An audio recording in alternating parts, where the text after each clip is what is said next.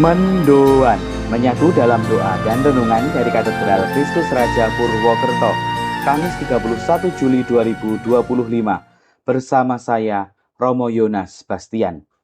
Sobat Mendoan yang terkasih, selamat pagi. Hari ini gereja memperingati Santo Ignatius Loyola, pelopor iman dan pendiri Serikat Yesus. Mari dengan meneladan keutamaannya, kita gali inspirasi hidup kita hari ini dengan juga merenungkan Injil Matius bab 13 ayat 47 sampai dengan 53. Dalam nama Bapa dan Putra dan Roh Kudus. Amin. Tuhan bersamamu dan bersama rohmu. Inilah Injil suci menurut Matius, dimuliakanlah Tuhan. Sekali peristiwa Yesus bersabda kepada orang banyak, hal kerajaan surga itu seumpama pukat yang dilabuhkan di laut, lalu mengumpulkan berbagai jenis ikan. Setelah penuh, pukat itu ditarik orang ke pantai. Lalu mereka duduk dan dipilihlah ikan-ikan itu, ikan yang baik dikumpulkan ke dalam pasu, yang buruk dibuang. Demikianlah juga pada akhir zaman.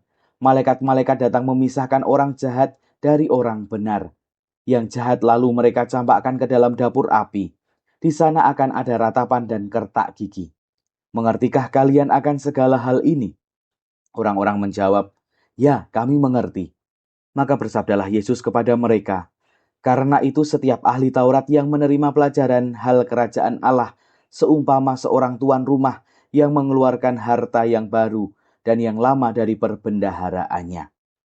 Setelah selesai menyampaikan perumpamaan itu, Yesus pergi dari sana. Demikianlah Injil Tuhan, terpujilah Kristus.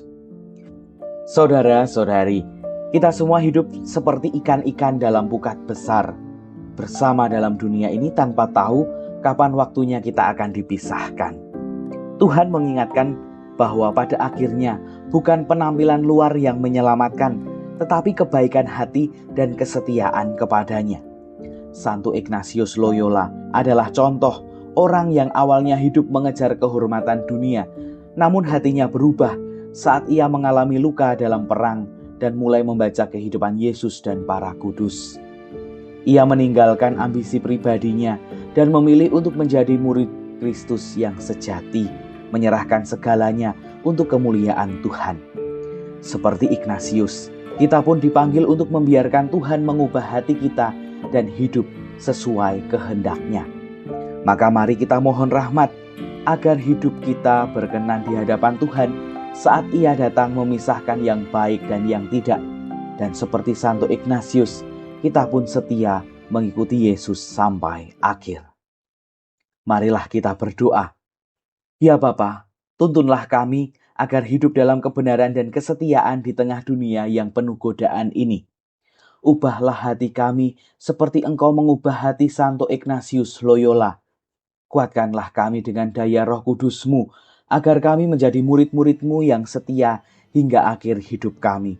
Demi Kristus, Tuhan dan pengantara kami. Amin. Tuhan bersamamu dan bersama rohmu.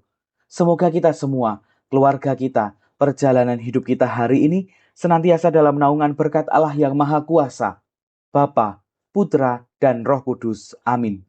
Selamat pagi, selamat beraktivitas. Tuhan memberkati. Salam Mendoan.